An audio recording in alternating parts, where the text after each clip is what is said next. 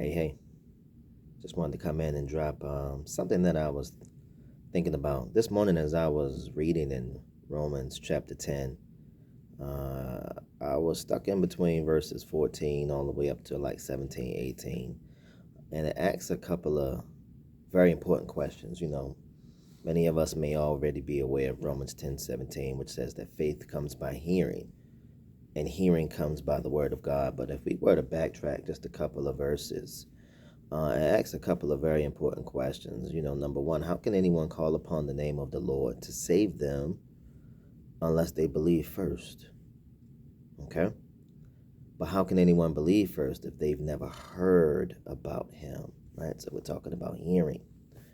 But how can they hear about him unless someone tells them? And how is anyone going to go and tell them unless they're sent? Right? So then faith comes by hearing, that is, hearing the word of God.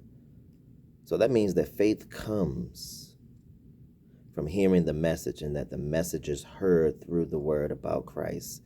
Faith comes from hearing what is told, and faith comes from what is heard, and what is heard comes from preaching of the message concerning Christ.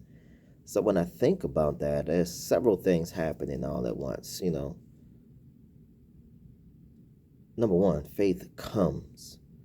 That means that faith is already somewhere. It's waiting to be released. It's waiting to come to you. Faith comes by. And I just love that, because it's kind of like a statement to me. Faith comes by.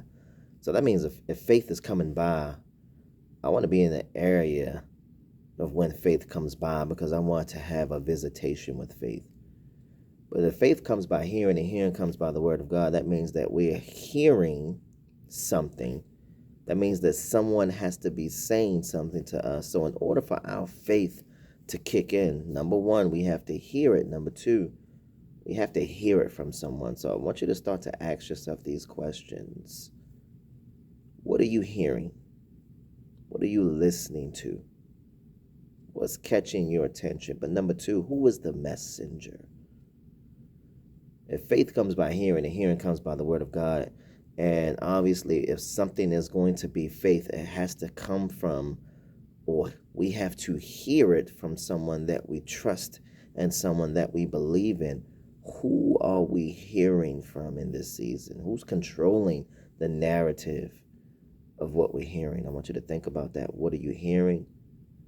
What is the source? Where is it coming from? Who is it rooted in this season?